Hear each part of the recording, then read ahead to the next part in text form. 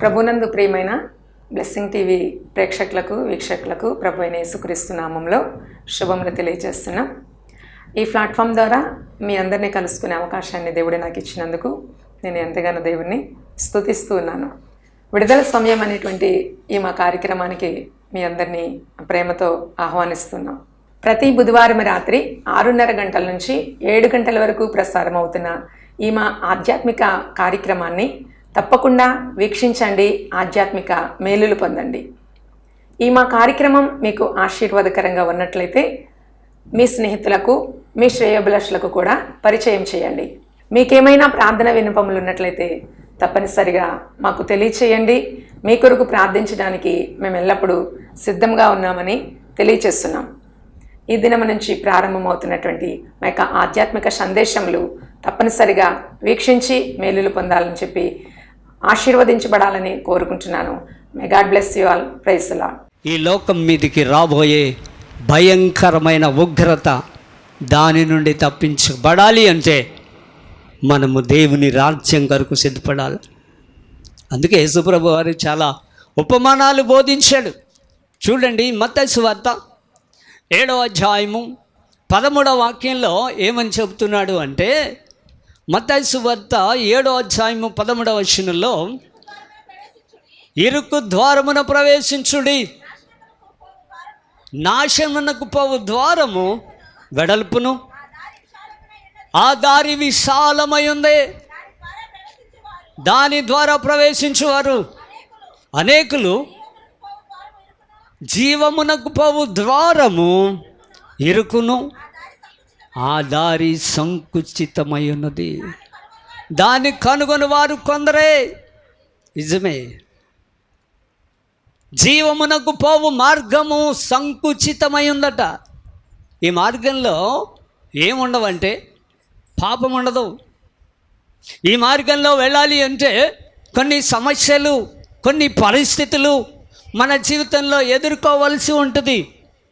అందుకనే ప్రియులారా, ఇరుకు ద్వారమున ప్రవేశించడానికి మనము ప్రయాసపడాల.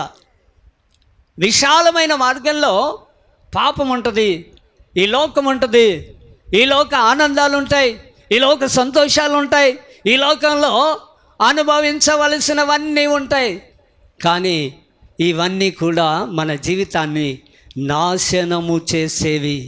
ఇవన్నీ కూడా మనలను నిత్య జీవమునకు వెళ్ళడానికి ఆటంకంగా ఉంటాయి. అందుకనే ప్రియులారా, ఇరుకు ద్వారమున ప్రవేశించడానికి ప్రయాసపడాలట. ఈ కూర్చున్న మనమందరం కూడా ఇరుకు ద్వారమున ప్రవేశించకపోతే, విశాలమైన మార్గంలో మనము ప్రయాణము చేస్తే చేరవలసిన గమ్యస్థానము మనము చేరడానికి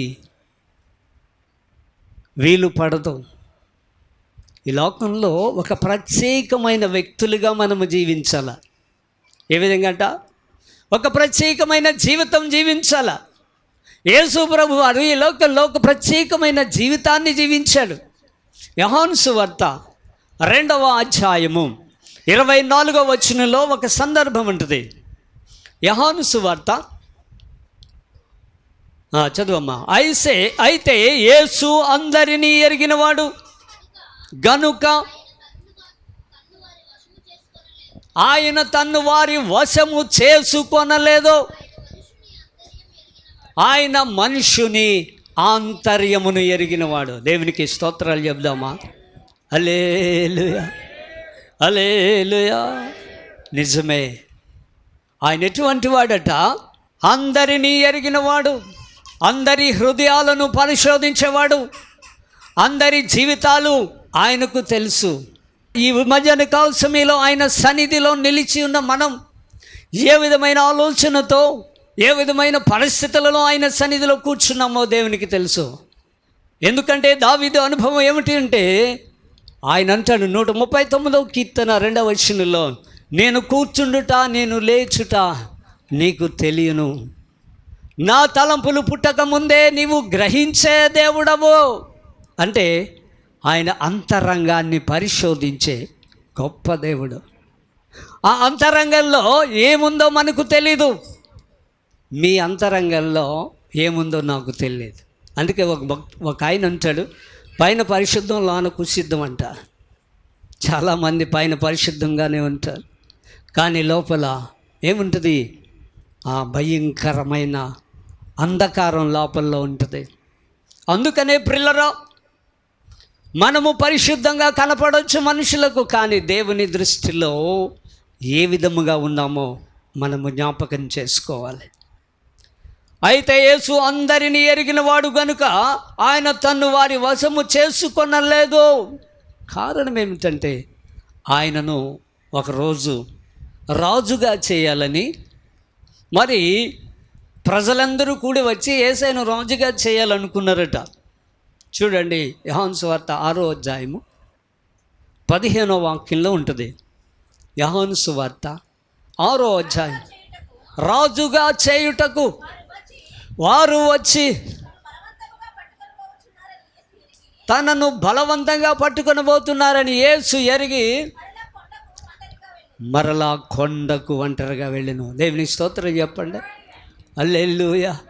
కారణం ఏమిటంటే ఆయన ఎందుకు మరలా కొండకు ఒంటరిగా వెళ్ళాడు అంటే ఈ లోకము నుంచి ప్రత్యేకించుకున్నాడు, ఈ లోకము నుంచి వేరు చేయబడ్డాడు.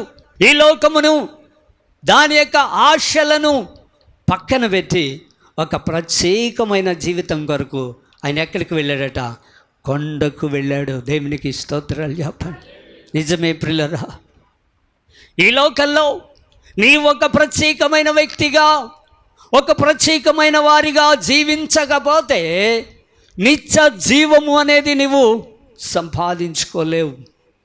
చూడండి, లోకస్తులు జీవిస్తున్నారు, మనము జీవిస్తున్నాం, కానీ వారికి మనకు ఒక వ్యత్యాసము ఉండాలా, వారికి మనకు ఒక ప్రత్యేకత ఉండాలా. ఈ లోకము నుంచి నీవు వేరు చేయబడాలా, ఈ లోకము నుండి నీవు ప్రత్యేకించబడాలా, ఈ లోకము నుండి నీవు వెలపెట్టి కొనబడిన వ్యక్తి అన్న విషయాన్ని మర్చిపోకూడదు. కారణం ఏమిటో తెలుసా? దేవుడు నిన్ను నన్ను ఒక ప్రత్యేకమైన వ్యక్తులుగా ఈ లోకము నుంచి వేరు చేసుకున్నాడు. ఒక ప్రత్యేకమైన జీవితం జీవించకపోతే నువ్వు ఎన్నిసార్లు ప్రభువా ప్రభువా అని పిలిచినా కానీ పరలోకానికి నువ్వు వెళ్ళడం అసాధ్యం. కారణం ఏమిటంటే యేసయ్య చెప్పిన మాటను ప్రతిదీ మనము జ్ఞాపకం చేసుకోవాలి. ప్రకటన గ్రంథంలో ఆయన చెబుతాడు, 3వ అధ్యాయంలో 16వ వాక్యంలో ఒక సందర్భం ఉంటుంది.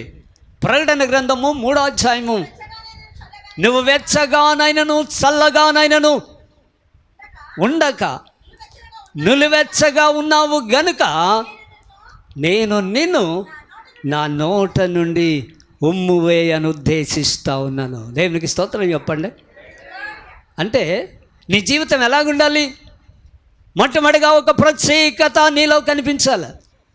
చల్లగానైనను వెచ్చగానైనను కాక నులివెచ్చని స్థితిలో గనుక నీవు ఉంటే యేసయ్య ఏం చేస్తాడు తెలుసా? ఆయన నోట నుండి ఉమ్ము వేస్తాడు. ఆ దేవాతి దేవుడే ఉమ్ము వేస్తే మన జీవితం ఏమైపోద్ది?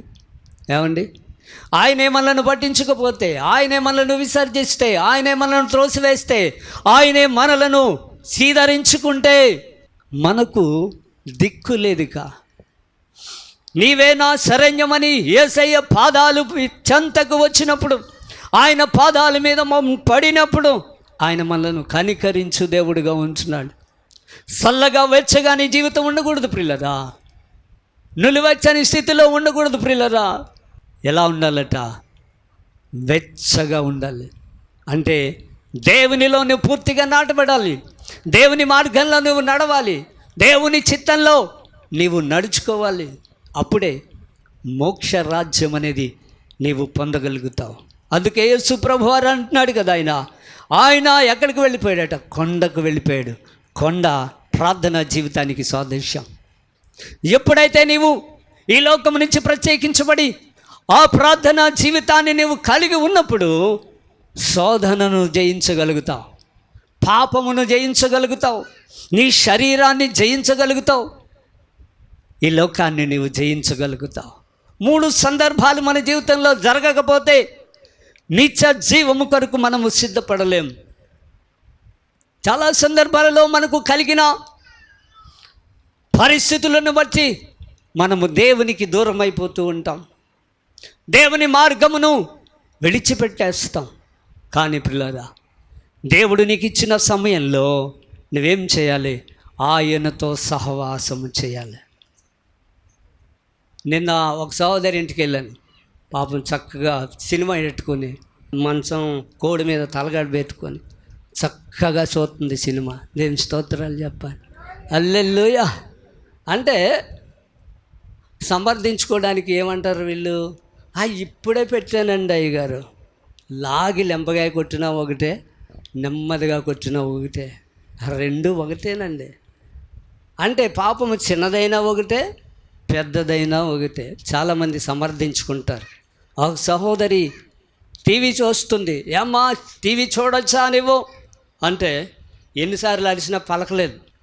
చెబితే ఆమె తడుముకోకుండా ఏమంటుంది తెలుసా?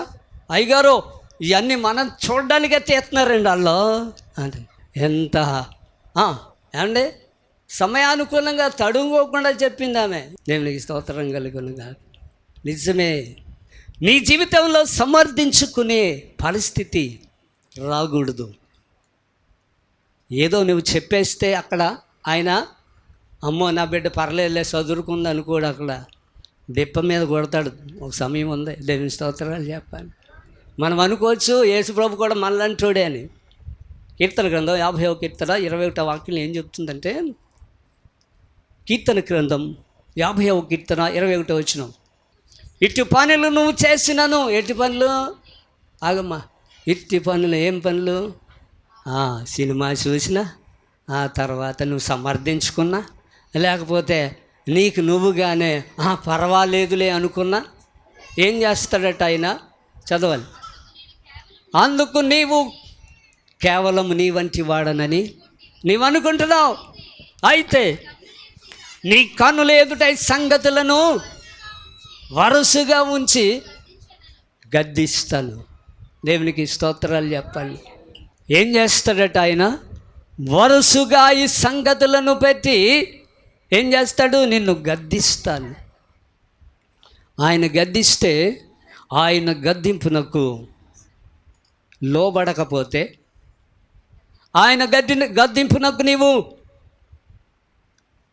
పెడచెవుని పెడితే ఒక్కరోజు ఉంటుంది. నిన్ను ఏ విధంగా ఆయన గద్దిస్తాడో ఆ గద్దింపు ఊహకందనిది. ఎవరు నిన్ను కాపాడరు. అందుకనే ప్రియులరా, దేవుని సన్నిధిలో నిలిచిన ప్రియ జనాంగమా, నీవు ప్రత్యేకమైన జీవితము పోతే ప్రభువాని పిలిచినంత మాత్రాన పరలోకానికి వెళ్ళవు. ఆయన చిత్తము చేయకుండా నీకు నచ్చినట్లుగా ఈ లోకంలో జీవించి, ప్రభువా నీ రాజ్యంలో నన్ను జ్ఞాపకం చేసుకో అంటే చేసుకుంటాడు. దేవునికి స్తోత్రాలు చెప్పండి. చేసుకుంటాడు బాగానే.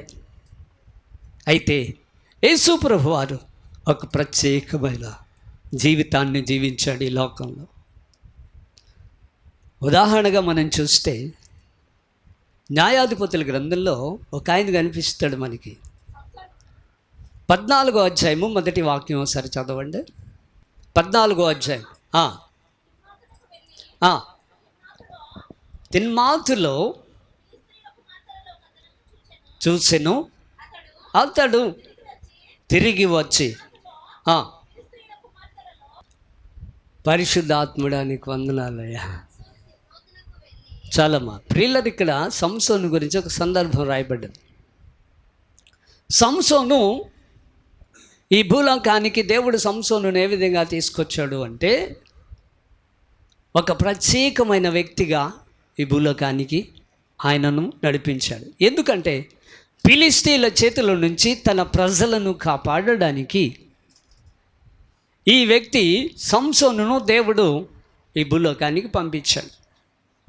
అయితే ఇతడు చేసినదేమిటి అంటే, బలాచుడిగాను ఒక ప్రత్యేకమైన వ్యక్తిగా దేవుడు ఆయనను ఈ భూలోకానికి పంపిస్తే, ఈ వ్యక్తి తాను దేవుడు ఎందుకు పంపించాడో, తాను ఏమి చేయాలో మరచిపోయి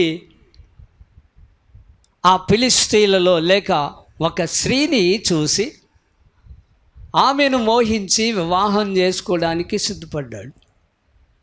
అంటే తరువాత అతని జీవితంలో ఈ ప్రత్యేకముగా నాజీరు చేయబడిన ఈ సంసోను జీవితాన్ని కనుక మనం చూస్తే, అతడట దేవుని యొక్క ఉద్దేశాన్ని, దేవుని యొక్క మార్గాన్ని విడిచిపెట్టేసి తనకు తానుగా సొంతంగా తన మార్గాన్ని ఎన్నుకున్నాడు. అయితే దేవుని ఉద్దేశం ఏమిటి? నీవు ఈ భూలోకానికి రావడానికి దేవుడు ఒక ఉద్దేశం నీ పట్ల కలిగి ఉన్నాడు. ఒక ప్రత్యేకంగా దేవుడు నీ పట్ల కలిగిన ఉద్దేశాన్ని బట్టి ఈ భూలోకానికి నువ్వు పంపబడ్డావు. అయితే దాన్ని మరిచిపోయి, దేవుని యొక్క ఉద్దేశమును మరిచిపోయి, దేవుని తలంపులను విడిచిపెట్టి నీ సొంతంగా నీకు నీవుగా నీ జీవితాన్ని ఎన్నుకుంటున్నావు, ఏర్పాటు చేసుకుంటున్నావు. నీ జీవితంలో దేవుని ఉద్దేశాన్ని నువ్వు మరిచిపోయావు. నిన్ను ప్రత్యేకించుకున్న విధము దేవుడు దానిని ప్రక్కన పెట్టావు. దేవుని ఉద్దేశములన్నీ నీ జీవితంలో నెరవేర్చకుండా నీకు నీవుగా నీ జీవితాన్ని పాడు చేసుకుంటున్నావు. కానీ సంసోనును దేవుడు ఒక ప్రత్యేకమైన వ్యక్తిగా ఈ భూలోకానికి పంపించాడు. తనకున్న స్థితి ఏమిటో మర్చిపోయాడు, తనకున్న బలం ఏమిటో మర్చిపోయాడు. దేవుడు ఎందుకు ఆయన ఈ భూమి మీదకి పంపించాడో, ఎందుకు ఆయన చిత్తమును చేయడానికి బదులుగా తన సొంత ఉద్దేశాన్ని నెరవేర్చుకోవడానికి సంసోను ఎందుకు సిద్ధపడ్డాడు అంటే, తన ప్రత్యేకమైన జీవితాన్ని మరిచిపోయాడు. నిన్ను నన్ను కూడా ఒక ప్రత్యేకమైన వ్యక్తిగా ఆయన ఏర్పాటు చేసుకున్నాడు. నిన్ను నన్ను కూడా ఒక ఉద్దేశముతో ఈ భూలోకానికి పంపించాడు. నిన్ను నన్ను ఈ లోకము నుండి వేరు చేశాడు. అయితే మరలా తిరిగి నీవు నీ లోకములో ఉన్న వాటి కొరకు నువ్వు ప్రయాసపడుతున్నావు తప్ప దేవుడు నీ పట్ల కలిగిన ఉద్దేశాన్ని మర్చిపోతున్నావు. సంసోను అదేవిధంగా తన జీవితాన్ని నాశనం చేసుకున్నాడు. చివరికి ఒక వేశ్య యొక్క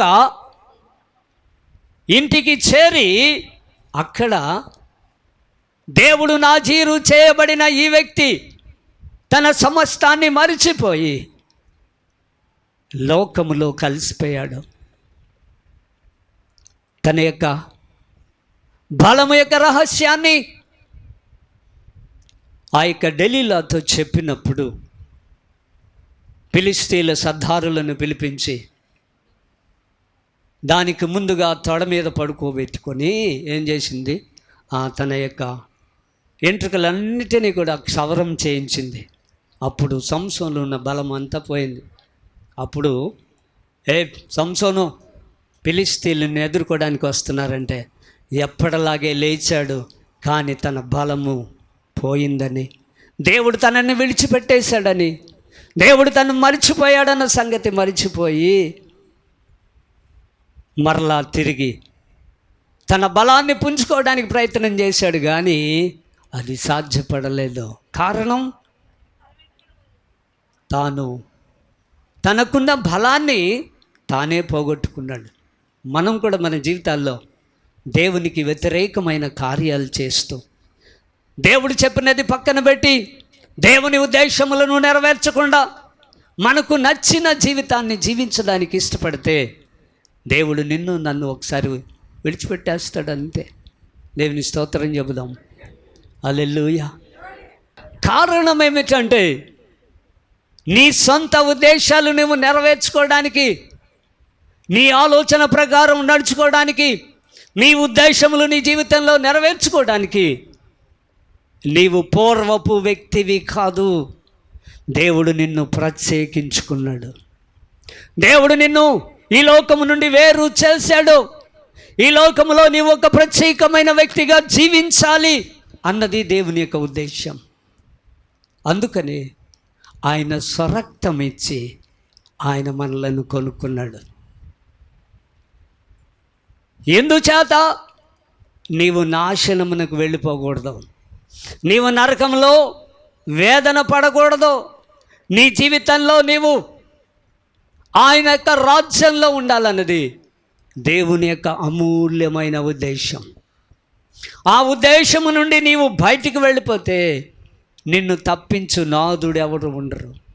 ఎప్పుడైతే సంసోను తన జీవితంలో ఆ బలాన్ని కోల్పోయి తరువాత కండ్లు పీకేశారు, గానుగా ఎద్దు వలె గానుగను అతడు దున్నాడు. చూడండి, పూర్వకాలంలో గానుగలు నూనెను తీయడానికి ఉపయోగించేవారు.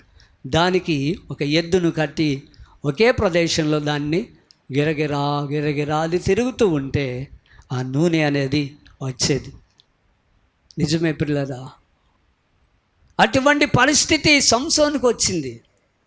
తన యొక్క 2 కళ్ళు తీసేశారు, గానుగా ఎద్దు వలె అతనిని ఉపయోగించుకున్నారు.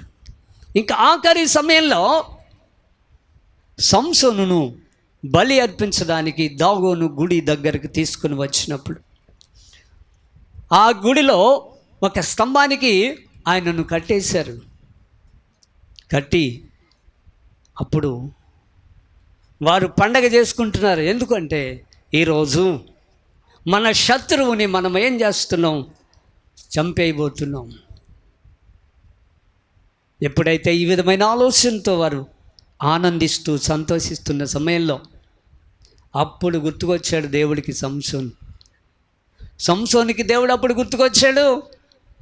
అయ్యా, నీకు విరోధముగా నేను పాపము చేశానయ్యా, దయచేసి ఒక్కసారి నన్ను జ్ఞాపకం చేసుకోవా. దేవుడు ఎంత ప్రేమమయుడు అంటే, ఎంత ప్రేమ కలిగిన వాడో కొన్ని సందర్భాల్లో అంత కఠినముగా వ్యవహరిస్తాడు దేవుడు. ఆయన ప్రేమ ఎంత ఉన్నతమైనదో కొన్ని సందర్భాలలో ఆయన కఠినముగా కూడా వ్యవహరిస్తాడు. దయచేసి గమనించండి. ఎప్పుడైతే సంసోను తన జీవితాన్ని మరలా తిరిగి దేవునికి అప్పగించుకున్నాడు, ఒక్కసారి నన్ను జ్ఞాపకం చేసుకో ప్రభువా అని ఎప్పుడైతే ప్రాధేయపడ్డాడో సంసోను, అతని జీవితంలో దేవుడు మరలా తిరిగి జ్ఞాపకం చేసుకున్నాడు. ప్రియ సహోదరి సహోదరుడా, ఈ మధ్యాహ్నకాల సమయంలో దేవుని సన్నిధిలో నిలిచి ఉన్న నీవు ఏ స్థితిలో పడిపోయావో, ఏ స్థితిలో నీ జీవితం ఉందో ఒక్కసారి జ్ఞాపకం చేసుకో. మరలా తిరిగి ఆయన పాదాల చెంతకు నీవు వస్తే దేవుడు నిన్ను కనికరించగలిగిన వాడు. 130వ కీర్తన 4వ వచనంలో, ఆయనను జనులు నీ యందు భయభక్తులు నిలుపునట్లు నీ యొద్ద క్షమాపణ దొరుకుననే మాట ఉంది. మాటికి దేవుడు క్షమిస్తాడా అంటే, నువ్వు తెలిసి చేస్తే దేవుడు నిన్ను క్షమించడు. తెలియక నువ్వెన్ని పాపాలు చేసినా దేవుడు క్షమిస్తాడు. తెలిసుండి కూడా నువ్వు చేస్తున్నావు చూడు, పర్వాలేదులే, నన్ను ఎవరు చూస్తున్నారు, చీకటిలో చేస్తున్నాను కదా, ఇక్కడ ఎవరు లేరు కదా, చేస్తే ఏం పోయింది అని నీవు ఆలోచన చేస్తే, నీ ఆలోచన ఒక ఆయనకి తెలుసు, నీ అంతరంగము ఆయనకు తెలుసు. నీలో ఇంకనూ ఆలోచన పుట్టకముందే నీ దేవుడు నా దేవుడు గ్రహించగలిగిన వాడు. నీ జీవితాన్ని దేవునికి అప్పగించుకున్న తరువాత మరలా తిరిగి లోకములోనికి నువ్వు వెళ్ళిపోతే, లోకాన్ని ప్రేమిస్తే, ఆయన ఇచ్చిన సమయాన్ని నువ్వు సద్వినియోగం చేసుకోకపోతే ఒక రోజు ఉంటుంది. ప్రకటన గ్రంథం 2వ అధ్యాయం 21వ వచనంలో ఉంటుంది. ప్రకటన గ్రంథము 2వ అధ్యాయము 21వ వచనంలోకి అద్భుతమైన మాట దేవుడు చెబుతాడు. మారు మనస్సు పొందుటకు నేను దానికి సమయం ఇచ్చి తిని గాని అది తన జారత్వమును విడిచిపెట్టి మారు మనస్సు పొందనలదు. దేవునికి మహిమ కలుగునుగా. మారు మనసు పొందనల్లని పరిస్థితులను ఉంటే ఆయనంట, ఇంకా ఆ వాక్యంలో కిందగా చదివితే ఉంటుంది, ఇదిగో నేను దానిని మంచము పట్టించి దానితో కూడా వ్యభిచరించిన వారు దాని క్రియల విషయమై మారు మనసు పొందితేనే కానీ వారిని బహుశ్రమలు పాలు చేతును. దేవునికి స్తోత్రం కలుగునుగా. ప్రియులారా, దేవుడిచ్చిన సమయాన్ని నువ్వు సద్వినియోగం చేసుకోకపోతే, దేవుడిచ్చిన నువ్వు జార విడుచుకుంటే, దేవుడిచ్చిన సమయాన్ని నీవు కాదనుకుంటే ఒకరోజు పశ్చాత్తాపపడవలసిన సమయం అవుతుంది. నువ్వు ఏడ్చి ప్రలాపించినా నీ జీవితంలో నిన్ను కాపాడడానికి ఎవ్వరూ రాదు. దేవుడు నీకు ఇచ్చిన సమయాన్ని కనుక నువ్వు వినియోగించుకోకపోతే నీ జీవితంలో పశ్చాత్తాపపడవలసిన సమయం అవుతుంటుంది. కళ్ళు మూసుకోండి, మోకరించండి. కొద్ది నిమిషాలు మనము దేవుని సన్నిధిలో ప్రార్థన చేసుకొని మరి ముందుకు సాగిపోదాం. Thank you Holy Spirit. నీకు వందనాలు వందనాలు వందనాలు. పరిశుద్ధాత్మదేవ నీకు స్తోత్రాలు. ఇక నుంచి ప్రత్యేకమైన జీవితాన్ని జీవించడానికి ఇష్టపడుతున్నానయ్యా. దయచేసి మీ కుడి హస్తాన్ని పైకి చూపించగలరా? Thank you Jesus. మీ హృదయాలను కఠినపరచుకోవద్దు. నేను చూడడం లేదు కానీ దేవుడు చూస్తాడు మీ హస్తాన్ని. మీ హస్తం నాకు అవసరం లేదు, దేవునికి కావాలి. నీ తీర్మానం దేవునికి కావాలి, నీ ఉద్దేశం దేవునికి కావాలి, నీ తలంపులు దేవునికి ఇష్టమైనగా ఉండాలి. ఆయన చిత్తముని చేస్తానని నువ్వు ఒప్పుకుంటే, నీ విరోధులను నువ్వు క్షమిస్తానని ఒప్పుకుంటే దేవుడు నిత్యముగా నిన్ను దీవించబోతున్నాడు, నిత్యముగా నిన్ను బలపరచబోతున్నాడు, నిత్యముగా నీ జీవితాన్ని మరలా తిరిగి కట్టబోతున్నాడు, నిత్యముగా నీ జీవితంలో గొప్ప కార్యాలు ఆయన చేయబోతున్నాడు. ప్రియా సహోదరి సహోదరుడా, చిన్ని ప్రార్థన చేద్దాం. కృపగల తండ్రి, హస్తాలు చూపించిన నీ బిడ్డల కొరకు నేను ప్రార్థన చేస్తున్నాను. ఇదిగో నాయనా, నీ బిడ్డలు నీ కొరకు సమర్పణ చేసుకున్నారు. తాను ఒక ప్రత్యేకమైన జీవితాన్ని ఈ దినము మొదలుకొని జీవించడానికి ఇష్టపడుతున్నారు. ప్రభా అయ్యా, వారి హస్తాలను మీరు పట్టుకోండి అయ్యా, వారి హస్తాలను మీరు పట్టుకోండి అయ్యా, వారి హస్తాలను మీరు ప్రభా పట్టుకొని దీవించండి అయ్యా. నీ బిడ్డలు దానిలో నిలిచి ఉండే కృపనివ్వండి నాయన. పరిశుద్ధాత్మ కార్యము జరిగించు దేవుడా, ఉన్నతమైన కృపను అనుగ్రహించండి. పరిశుద్ధాత్మ దేవానికి స్తోత్రమయ్యా. అయ్యా, నీ బిడ్డలను దర్శించయ్యా. నీ నాయనా, నీ పట్ల ప్రభా వారు చేసిన తీర్మానాన్ని అయ్యా స్థిరపరచయ్యా, దృఢపరచయ్యా. దాని మీద ప్రభా నీ ముద్రను వేయండి, అద్భుతం చేయండి, ఆశ్చర్యకార్యం చేసి నీ బిడ్డల జీవితాల్లో నీ కొరకు జీవించి నిత్య జీవాన్ని స్వతంత్రించుకోవడానికి ప్రతి ఒక్కరికి మీరు సహాయం చేయమని, విత్తబడిన వాక్యం ప్రతి వారి హృదయంలో నాటబడి అది ఫలించి అభివృద్ధి పొందడానికి పరిశుద్ధాత్మ కార్యం చేసి మీరు మహిమ పొందమని, సమస్త ఘనత మహిమ కీర్తి ప్రభావములు మీకే చెల్లిస్తూ యేసు శ్రేష్ఠ నామములో ప్రార్థిస్తున్నాను పరమ తండ్రి. ఆమెన్.